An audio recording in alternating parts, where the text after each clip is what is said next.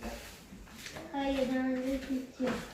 C'est bien pour eux, ça va permettre de découvrir autre chose que tous les entours. Il y a des petites vaches, un peu de tout, il y a différentes poules qui peuvent s'amuser.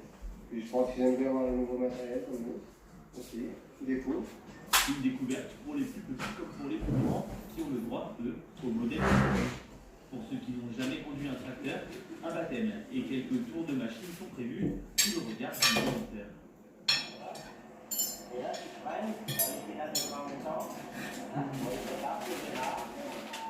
Réunir le monde agricole et le monde urbain, tel est l'objectif des jeunes agriculteurs d'Ille-et-Vilaine qui organisent l'événement. Dans nos écoles, on apprend plus que c'est de l'agriculture. Sans doute que notre profession y est pour beaucoup. On a sans doute à un moment donné manqué de communication. Aujourd'hui, il y a un retard à combler et des choses à faire. Donc la fête de l'agriculture en fait partie. Il faut qu'on communique sur notre métier, sur nos produits, sur nos façons de pratiquer l'agriculture, de cultiver nos plantes et d'élever nos animaux. Les agriculteurs auront donc 2 jours de fête pour défendre leur profession avant le salon qui passe dans quelques semaines.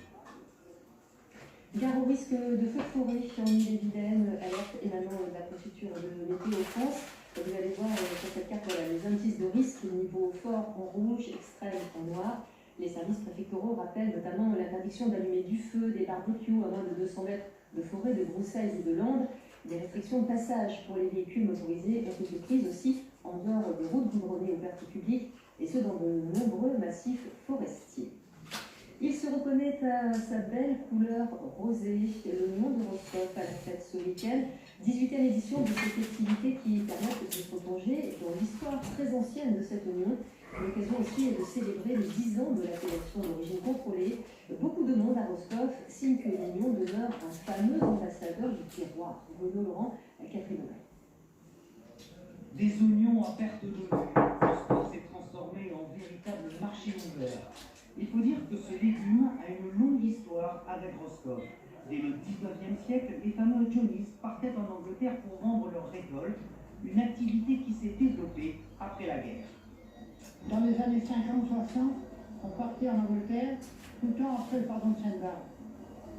Avec 20 tonnes d'oignons, on était dans un entrepôt, on travaillait avec les oignons, on vivait avec les oignons, et on restait 6-7 mois l'année en Angleterre, à travailler sous tous les temps. Ironie de l'histoire, aujourd'hui les Anglais font le chemin inverse pour acheter les fameux oignons. Ils sont beaux, ils sont meilleurs. Meilleurs que quoi? Que les Anglais. On est meilleurs pour certaines choses, et vous pour d'autres. Je n'ai jamais essayé, mais je voudrais le faire. Les gens sont très très bons. On aime beaucoup cuisiner, on aime beaucoup cuisiner. La réputation a largement dépassé les frontières anglaises. L'appellation d'origine contrôlée obtenue il y a maintenant 10 ans y est sans doute pour quelque chose. Dès l'ouverture, on a eu vraiment une grande affluence des gens qui venaient d'un peu partout. Des Allemands, des Irlandais, beaucoup d'Anglais, des Américains, et puis des gens un petit peu de toute la France, et puis des Bretons aussi, et des Roscovites qui viennent faire le plein, des gens de l'île de Bas qui venaient avec des charrettes entières pour faire le plein pour l'année. Tout ce week-end, l'oignon rose est le roi de Roscoff. Et à Quessoy, dans les Côtes d'Armor, la Joconde en l'air. C'est le nom de l'exposition pour découvrir ou redécouvrir des chefs-d'œuvre des femmes de la Renaissance. Une centaine de reproductions s'affichent en plein air.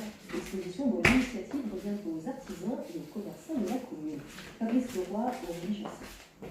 Dans l'association Ille-et-Vilaine Plombier, le brasseur est aussi de la partie, tout comme le garagiste. Avec les autres artisans et commerçants de la commune, ils ont mis sur pied une exposition en plein air. Après Gauguin, pour leur première édition, ils ont décidé de remettre ça cette année en changeant d'époque. Devant la réussite de la première exposition, on a vraiment démarré de zéro. On s'est dit on relance et on cherchait un sujet d'actualité fédérateur. Ça pour les 500 ans de Léonard de Vinci. On s'est dit la Joconde va être le thème de cette année, quoi. Donc on a renouvelé et en greffant des peintres, parce qu'il n'a pas tant que ça d'œuvre. Donc on a greffé des peintres du 14e, 15e siècle pour rester dans le thème. 130 reproductions s'affichent ainsi dans la zone artisanale, mais aussi dans le bourg de Quessoy. La Joconde, bien évidemment, mais elle n'est pas la seule à prendre l'air. De Botticelli à Arcimboldo, en passant par Bosch ou Van Eyck, les œuvres de ces peintres de la Renaissance prennent place dans le paysage quotidien des habitants. Un véritable musée à ciel ouvert pour ceux qui ne font que passer et pour ceux qui vivent. Donc, C'est très instructif, beaucoup de gens les regardent et je trouve ça itinérant, on se promène, on a tout ce qu'il faut et c'est un village très agréable. J'aime l'art et je trouve que c'est très intéressant qu'il y en ait juste à côté. et que là, Kilomètres et c'est pratique pour les cours quand on a un thème, des sujets dessus. Les élèves de Quessoy y trouveront en effet matière à réflexion après les vacances. Et pour aller un peu plus loin, des visites guidées sont également proposées pour tout public les dimanches après-midi. En Bretagne, près de 200 sites proposant des activités ou des hébergements sont labellisés tourisme et handicap, un label attribué aux professionnels du tourisme œuvrant en faveur d'accessibilité pour tous. Illustration dans la baie du Mont-Saint-Michel avec un club de chars à voile récemment labellisé, le club de chars Adelchar, ARL, Isabelle Antique, discothèque. Et regarde Simon ce que tu peux faire avec tes pieds, c'est pas quelque chose avec tes pieds là.